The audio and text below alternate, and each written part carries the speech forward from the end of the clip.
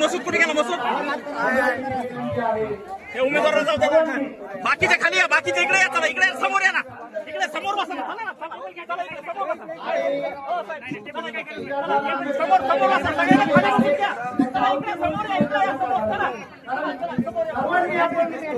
की आमदार खासदाराच्या निवडणुका जरी गेल्या असतील तरी स्थानिक स्वराज्य संस्था या आपल्या हक्काच्या निवडणुका आहेत आणि आपलं आयुष्य आपल्या लेकराबाळांचं आयुष्य आणि आपलं जर भविष्य आपल्याला उज्ज्वल करायचं असेल आणि तसंच जर आपल्याला आपल्या वस्तीचा विकास करायचा असेल आपल्याला आपल्या शहराचा विकास करायचा असेल तर आपल्याला आपल्या हक्काचा नगरसेवक निवडून देणं खूप गरजेचं आहे. म्हणून मी आपल्या सर्वांना एवढीच विनंती करतो की या निवडणुकीमध्ये आपलं अमूल्य मत हे अजून कोणाच्याही मागे नका टाकू, दारू मटण बाटलीच्या मागे नका टाकू. आपलं मत हे विकासाच्या मागे उभं करा, म्हणजेच वंचित बहुजन आघाडीच्या मागे उभं करा.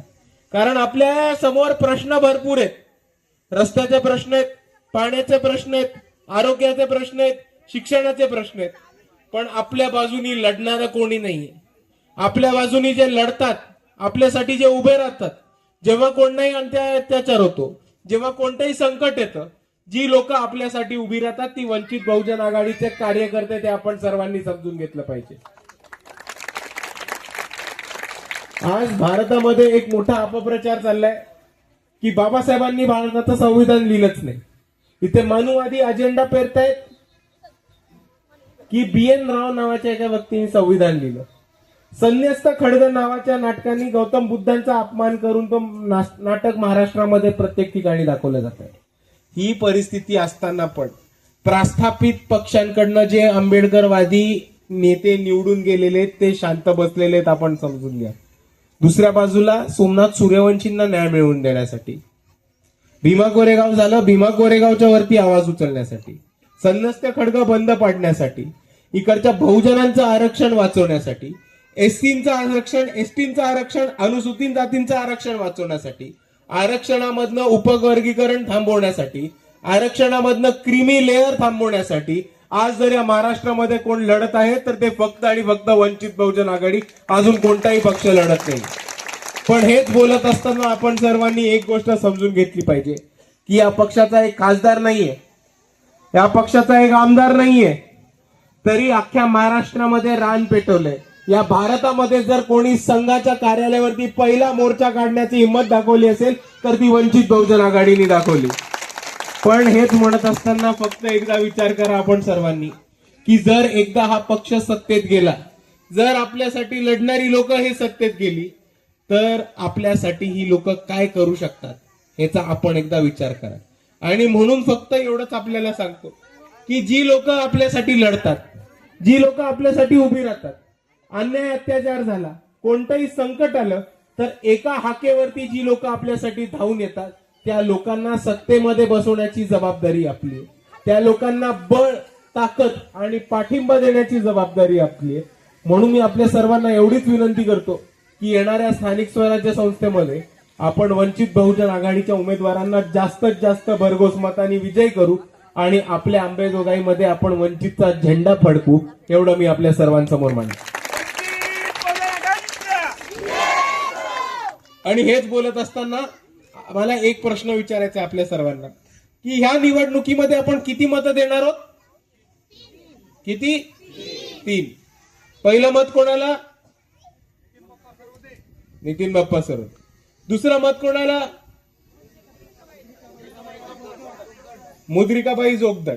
आणि तिसरं महत्वाचं मत, नगर अध्यक्ष बनवण्याचं मत, हे मत कोणाला? राहुल खंडू मस्के. आपल्या सर्वांना माहितीये कोणाला जिंकून द्यायचे. 2 तारखेला आपण या तिघांना जास्तीत जास्त मतांनी निवडून द्याल एवढी मी आशा बाळगतो आणि आपल्या सर्वांची रजा घेतो. आपल्या सर्वांना माझा जय भीम, जय संविधान.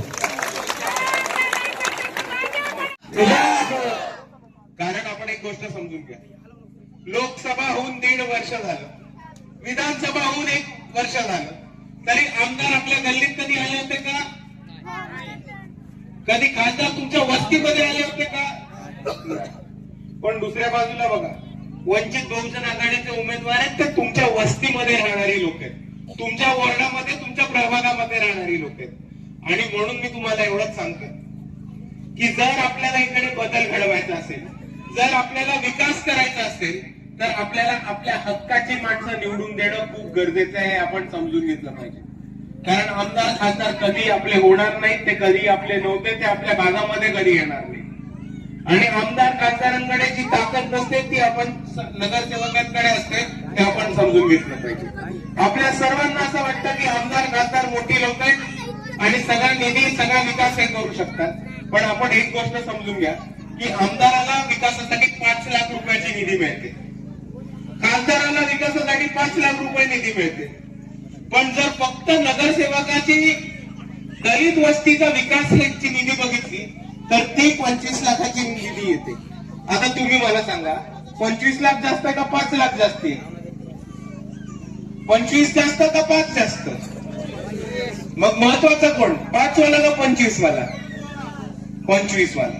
आणि म्हणून मी म्हणतोय की जर आपल्याला इकडे आपल्या नाल्यांवरती ड्रेनेज टाकून आले असतील, नाल्या कव्हर करून आल्या असतील, आपल्या वस्तीमध्ये चांगले रस्ते हवे असतील, आपल्या वस्तीमध्ये एक आरोग्य केंद्र हवं असेल, आपल्याच वस्तीमध्ये आपल्याला चांगली शाळा हवी असेल, त्या शाळेमध्ये रोज शिक्षक येऊन शिकवणारे शिक्षक हवे असतील, प्रत्येकाच्या घराला नळाला पाणी, प्रत्येकाच्या घराला मीटर, ही व्यवस्था जर आपल्याला आपल्या वस्तीमध्ये उभी केल्याची असेल तर आपल्याला एकच पर्याय, तो म्हणजे जास्तीत जास्त मतांनी वंचित बहुजन आघाडीच्या उमेदवारांना निवडून द्या आणि ते अंमलबजावणीमध्ये वंचित बहुजन आघाडीचा आपण केला पाहिजे.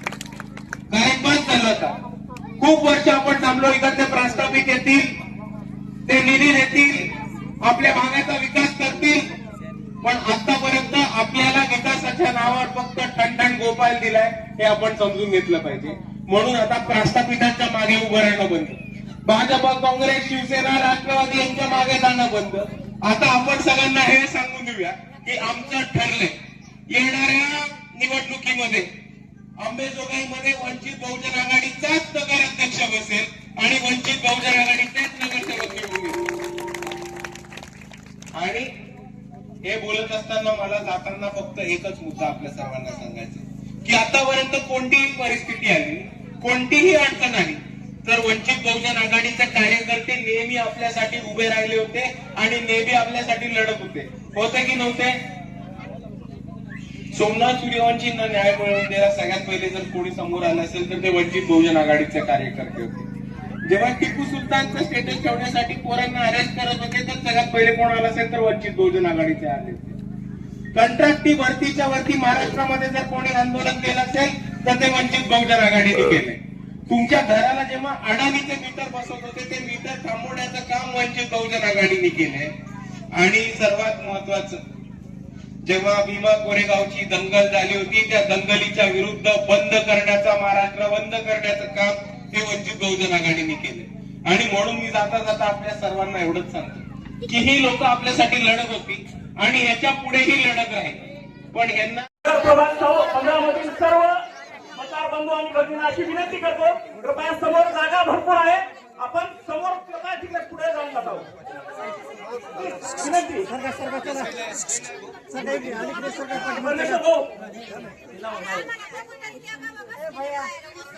पलीकडे मागे सरका.